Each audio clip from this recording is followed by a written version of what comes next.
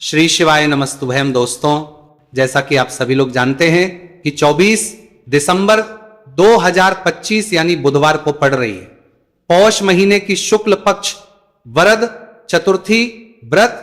और दोस्तों, यह वो तिथि है जो पौष महीने में पड़ने सबसे बड़ी तिथि है, क्योंकि यह पौष महीने में पड़ने वाली है और इसका बहुत ही बड़ा और विशेष महत्व होता है। पूज्य गुरु जी ने कहा है कि अगर कभी भी मौका लग जाए और पौष महीने की चतुर्थी तिथि बुधवार को पड़ जाए तो आप लोगों को 7 हरा दूर्वा का उपाय तो अवश्य ही करना चाहिए। इन दोनों का संयोग बहुत ही कम आता है। इसी के साथ में गुरुजी ने अपनी शिव पुराण कथा में बताया है कि इस दिन आपको 7 दूर्वा का उपाय तो आपको अवश्य ही करना चाहिए, क्योंकि ऐसा दिन पूरे साल में सिर्फ एक ही बार आता है। और दोस्तों, आप सभी लोग जानते हो कि बुधवार का अगर सबसे बड़ा उपाय है तो वो 7 हरा दूर्वा वाला उपाय है। तो दोस्तों, इस बुधवार चतुर्थी तिथि के दिन आप लोगों को इस 7 हरा दूर्वा वाला उपाय को जरूर करना है। बहुत सारे लोग होंगे जिन लोगों ने इस उपाय को ना किया हो, मतलब पूरा साल निकल गया, उन्होंने किसी भी दिन इस 7 हरा दूर्वा वाला उपाय को ना किया हो। पर दोस्तों, आपके पास एक आखिरी मौका बचा हुआ है जो कि 24 दिसंबर के दिन है। तो इस दिन आप लोगों को इस वाले उपाय को जरूर कर लेना। भले ही आपने पूरे महीने भर इस उपाय को ना किया हो, पर अगर आपने इस पौष महीने के बुधवार चतुर्थी तिथि के दिन अगर इस वाले उपाय को कर लिया तो आपको इस उपाय को करने का वो फल मिलेगा जिसकी आपने कभी कल्पना भी नहीं करी होगी। इसीलिए आप लोग इस वाले उपाय को एक बार जरूर कर लेना है, ताकि आप लोगों के हाथ से यह मौका ना जा सके और आपको इस उपाय को करने का फल मिल सके। दोस्तों, ये उपाय पंडित जी ने अपनी अभी ही शिव महापुराण की कथा में बताया है, जिस उपाय को आज हम आपको बहुत अच्छे से समझाने वाले हैं। इस वीडियो को देखने के बाद इस उपाय को समझने के लिए आपको कोई और वीडियो को देखने की जरूरत नहीं पड़ेगी। तो चलिए दोस्तों, उपाय को शुरू करते हैं।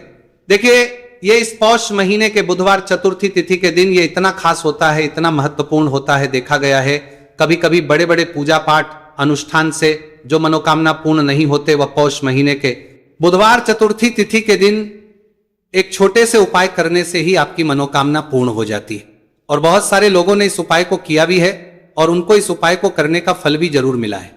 अगर आप लोग भी इस उपाय को करना चाहते हैं तो आप इस उपाय को पहले अच्छे से समझ लेना, सुन लेना, उसके बाद करना। आपको इस उपाय का फल जरूर ही, और इस उपाय को कर लेने से आपके घर में चाहे किसी भी प्रकार की दुख और समस्या क्यों ना चल रही हो, आपको उसका कारण भी नहीं पता है कि भाई ये समस्या किस कारण से चल रही है, उसका कुछ भी कारण हो सकता है। जैसे इसे पितृदोष हो सकता है या किसी भी तरह का मंगल दोष भी हो सकता है। तो इस दिन आप लोगों को यह वाला उपाय कर लेना है। यह एक ऐसा उपाय है जिस उपाय को अगर किसी विशेष दिन पर किया जाए तो भाई उस विशेष दिन का जो है वह तो मिलता ही मिलता है, पर हमने उस दिन पर इस उपाय को किया है तो हमें उससे भी बड़ा फल मिलता है, और फल बहुत जल्दी मिलता है, क्योंकि आप इस उपाय को बहुत ही बड़े और विशेष दिन पर कर रहे हैं। तो चलिए अब उपाय के बारे में बात करते हैं, लेकिन उससे पहले आप लोगों को यह जानना आवश्यक है कि आखिर यह उपाय किस समय करना है, किसको करना है और कैसे करना है। तो चलिए हम आगे आपको वीडियो में एक एक करके बता देते हैं। उससे पहले अगर आप लोग हमारे चैनल पर पहली बार हैं तो हमारे चैनल को सब्सक्राइब करना ना भूलें, और अगर आपके पास कोई सवाल है तो आप हमें कमेंट बॉक्स में बता सकते हैं। और अगर आपको हमारा वीडियो पसंद आया है तो आप हमें लाइक और शेयर करना ना भूलें। और अगर आपको हमारे चैनल की जानकारी चाहिए तो आप हमें फॉलो कर सकते हैं। और अगर आपके पास कोई प्रश्न है तो आप हमें कमेंट बॉक्स में बता सकते हैं। पहली बार आए हैं या फिर मेरी आवाज आज पहली बार सुन रहे हैं तो हमारे चैनल को सब्सक्राइब जरूर कर लेना, और इस वीडियो को करके कमेंट बॉक्स में श्री शिवाय नमस्तुभयम ओम नमः शिवाय जरूर टाइप कर देना। तो दोस्तों, इस 7 दूर्वा वाला उपाय को हमें इस बुधवार चतुर्थी तिथि के दिन कैसे करना है, किसको करना है, किस समय करना है और कहां पर करना है, ये सारे सवालों के जवाब आपको इस वीडियो में मिल जाएंगे। और जो ये वीडियो देखेगा भाई, उसको 7 हरा दूर्वा वाला उपाय जरूर करना चाहिए, क्योंकि इस दिन 7 दूर्वा का भी बहुत ही बड़ा और विशेष महत्व होता है।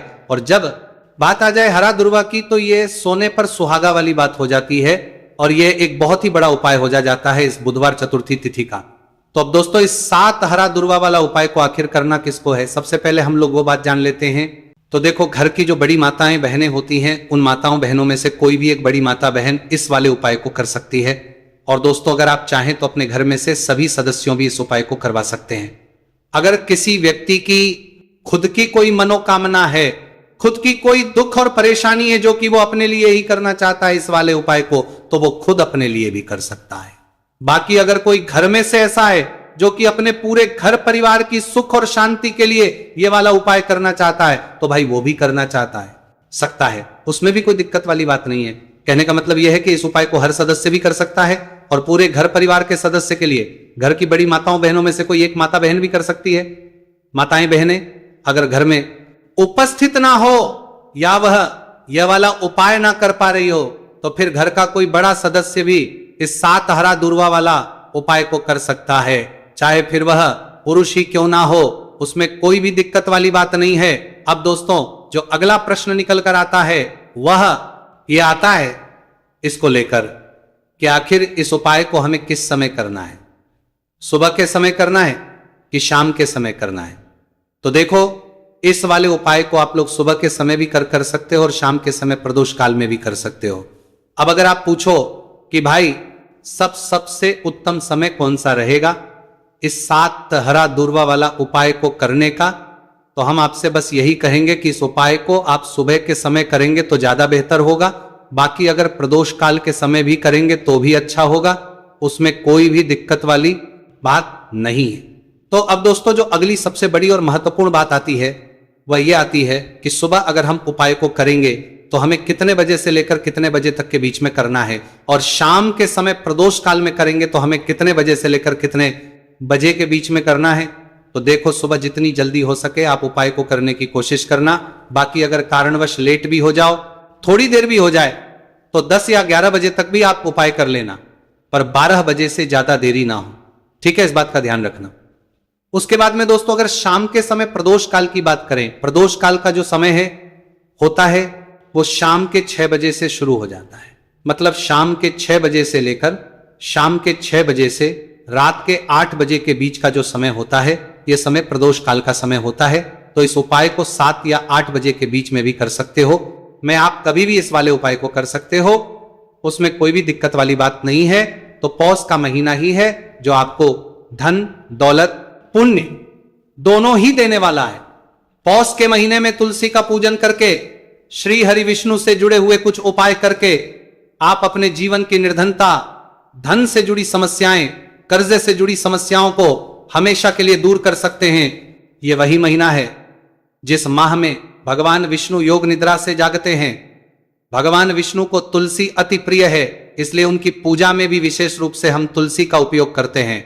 और बिना तुलसी दल के, बिना तुलसी मैया के श्री हरि विष्णु की पूजा और उनका भोग दोनों ही अधूरे होते हैं। इसीलिए पौष के महीने में ऐसा उपाय आपको बताने वाले हैं जिसे करने से श्री हरि विष्णु की असीम कृपा आपको मिलेगी और मां तुलसी से ऐसा आशीर्वाद मिलेगा।